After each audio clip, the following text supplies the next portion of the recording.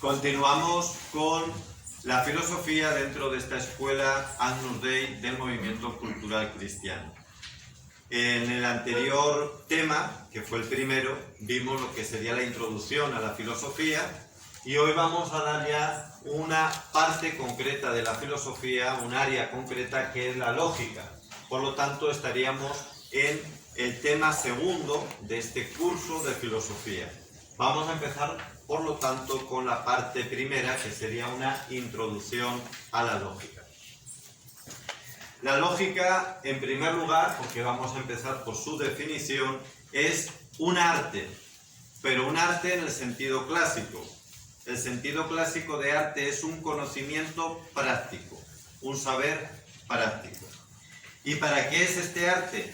Pues es para ayudar a la razón a proceder ordenadamente, con facilidad y sin error. Es, por tanto, un elemento de la filosofía muy práctico, porque es un instrumento para el conocimiento y para las ciencias. Nos ayuda a razonar correctamente. ¿Quién fue el primero en sistematizar la lógica? Pues el primero fue el gran filósofo Aristóteles, del siglo IV antes de Cristo. Sabemos que él fue discípulo de Platón, que luego él se distancia de su maestro, que forma su propia escuela que se llamó el Liceo, de ahí viene el nombre de nuestros liceos aquí en estas naciones iberoamericanas, y ahí pues hace otra filosofía que, siendo heredera de Platón y por tanto de Sócrates, también tiene su propia novedad y que es fundamentalmente en la que va o con la que va a reflexionar y hacer teología Santo Tomás de Aquino, y es la más recomendada por la Iglesia y por lo tanto la que seguimos también en esta escuela Agnus Dei. Todas las aportaciones de la lógica que hizo Aristóteles, al que vamos a mencionar mucho en este tema segundo de nuestro curso de filosofía, fueron ordenadas en lo que se llama el órganon, así, órganon en griego, que significa instrumento, porque es el instrumento que ayuda, repito, a las demás ciencias y las demás formas de conocimiento, en cuanto que, vuelvo a decir, nos permite conocer las reglas de pensar bien, de razonar bien. Así que ya vemos aquí lo práctico que es esta materia que hoy estamos explicando. Para empezar esta introducción a la lógica, podemos preguntarnos algo que también se han hecho muchos filósofos. ¿Hay una sola lógica o hay varias lógicas, varias formas de desarrollar esta materia? Pues por una parte sí hay una sola lógica, que podríamos decir es la lógica natural. 2 más 2 son 4. Aquí y en Marte, si es que hubiese extraterrestres o marcianos en Marte. Allí también 2 más 2 son 4. Es decir, hay una serie de principios lógicos universales que son independientes del lugar, de la forma de pensar de cada quien. Todos tenemos esa lógica interiorizada. Pero por otra parte, no solo existe esa lógica natural, que es así, es una. Hay también una lógica formal o científica, una ciencia de la lógica, que es de la que vamos a tratar aquí, por cierto. Nosotros apenas vamos a tratar sobre la lógica natural, sino que nos vamos a centrar en la formal, en la que tiene sus propias reglas, su propio método, su propia forma de operar, y que eso está sistematizado, como les digo, sobre todo por Aristóteles y por otros que han ido aportando a esta lógica formal o científica. Bien, pues a esta segunda lógica, a la científica, a la formal, habría que decir que no existe una sola.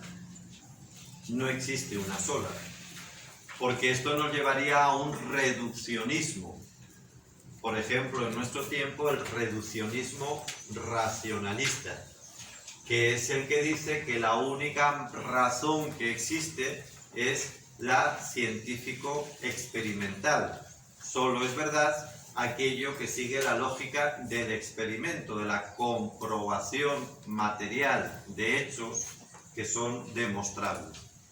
Entonces, los que creen eso, que solo existe la lógica de la razón experimental, pues lógicamente reducen la razón, la vida, a un aspecto. Y nosotros, desde luego, no participamos de ese reduccionismo, porque la forma de razonar es mucho más allá de lo experimentable. Hay muchas maneras, o muchas dimensiones, mejor dicho, dentro del razonamiento. Está esa, lo que experimentamos, pero también está la abstracción, el pensamiento discursivo, también está lo afectivo, lo emotivo. Hay muchos elementos o dimensiones. En este sentido, cabría hablar de dos extremos en esta pregunta sobre cuántas lógicas hay. Y los dos extremos son los que dicen que efectivamente solo hay una lógica, que se llama panlogismo, y luego el extremo contrario, que sería el positivismo, que dice que no existe en realidad ninguna lógica, ni siquiera natural. No hay ni siquiera lógica natural. Hay muchas, pero todas son coyunturales. No hay una estructura lógica con la que todos vengamos al mundo o de la que todos participemos. ¿Qué es el panlogismo? Esta palabra está compuesta, y ya vamos a ver cómo hay una manera de definir qué es la etimología. Pues etimológicamente panlogismo tiene el prefijo pan, que no es de comer, no es la comida, sino que este prefijo en griego significa todo, todo. Entonces, panlogismo significa que reducen a la lógica todo. Todo queda reducido a la lógica. Y la realidad, por lo tanto, también se identificaría con una lógica. No habría más que una. El pensamiento más característico de este panlogismo es el pensamiento o método dialéctico. Hay más, hay más. Pero el más característico es el dialéctico, cuyo principal representante es Hegel. Hegel decía, todo es espíritu. Por eso es una filosofía dialéctica idealista, en cuanto que se identifica espíritu e idea. Entonces, todo es espíritu, decía Hegel. Y lo que conocemos, tanto lo material como lo histórico, hasta el propio Dios, no es más que una evolución de ese espíritu, que podríamos también de alguna manera identificar con lógica. Marx es discípulo de alguna manera o heredero del pensamiento idealista y dialéctico de Hegel, y él cambia los polos, pero al final es lo mismo.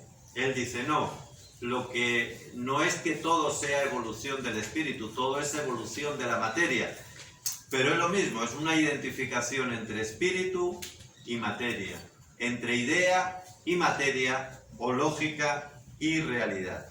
Esto es lo que define el panlogismo. Ante esto podríamos recordar lo que nos dice Santo Tomás de Aquino. Santo Tomás de Aquino, en este sentido, explica que no todo puede reducirse, ni mucho menos, a esta lógica formal, como hace el panlogismo. Incluso él dice que nosotros discurrimos como señal de nuestra debilidad, pero el discurrir es una muestra de la fragilidad humana, porque los ángeles no discurren, los ángeles entienden, y cuanto más cerca está un ser a Dios, pues menos es su discurrir, es decir, menos es el uso de una lógica formal, porque capta todo de una manera mucho más intuitiva y espontánea, que sería el entendimiento. Por eso en el cielo no existe un conocimiento como aquí en la tierra, sino lo que se llama una visión beatífica. Y Dios en definitiva, pues no tiene pensamientos, no discurre, sino que es una inteligencia infinita, que todo lo ve en una idea única y simplicísima, pero infinita. Y esa idea es su misma esencia. Este es el pensamiento de Santo Tomás que nos aclara mucho. De hecho, amigos, en relación con esto de si hay una lógica, si hay más, etcétera, ya hemos visto que una no, al menos una lógica formal no, una natural sí, una formal o científica no. Pues sobre esto también decía Balmes, el gran filósofo español, decía que cuantas más ideas tenemos es síntoma de que no hemos reflexionado lo suficiente. Porque los grandes, más ideas, digo, dispersas, cuidado, no es que no tengamos que tener bien claras las ideas y bien amueblada la mente, sino cuantas más ideas dispersas y menos ideas generales y principales, es síntoma de una poca reflexión, de un espíritu poco cultivado. Porque él pone el ejemplo del ave. Las gallinas, por ejemplo, o las aves de corral, rastrean, se fatigan, revoloteando y recorriendo mucho terreno, sin salir de la angostura de su corral. Sin embargo, el águila remonta su majestuoso vuelo y se posa en las cumbres, teniendo una visión global. Él pone esta metáfora para decir que los espíritus que verdaderamente se han cultivado son aquellos que tienen ideas principales o ideas fuerza desde las que analizan todo lo demás. Y esto, por sacar ya conclusiones también para nuestra realidad eclesial que tanto nos importa y la realidad que vivimos en nuestro mundo, efectivamente es muy importante. Hoy hay una multitud de informaciones. El Papa hace poco, anteayer, lo decía, vamos a ayunar de tantas informaciones huecas, vacías, que cada día son 1000 chismes, 1000 cosas distintas, y vivimos en esa dispersión, fragmentación de noticias, de hechos, de acontecimientos. ¿Y qué es lo que necesitamos? Ideas que iluminen todo, ideas fundantes, ideas que desde arriba aclaren todo el panorama, como las águilas, no como las aves del corral. Frente al palogismo, el otro extremo es el que promueve la filosofía positivista, que ya iremos viendo en el curso lo que es. Pero en principio, para entendernos, el positivismo es el que dice no existe más realidad que lo concreto que uno ve y puede experimentar. Muy parecido a lo que antes hemos dicho de la razón experimental. ¿Qué existe? Lo positivo, de ahí viene la palabra. ¿Y qué es lo positivo? Lo que yo veo, lo que yo toco.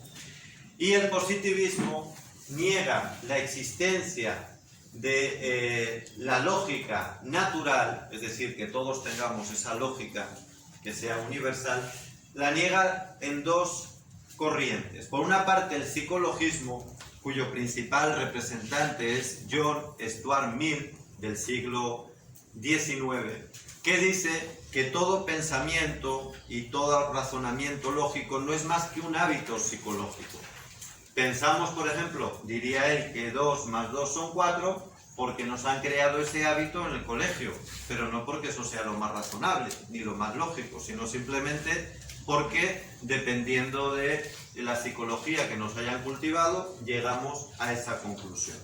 Y en sentido muy parecido, el sociologismo, que también es una corriente positivista, dice que todos los razonamientos lógicos que tenemos no son más que fruto de los hábitos sociales, de la cultura en la que vivimos.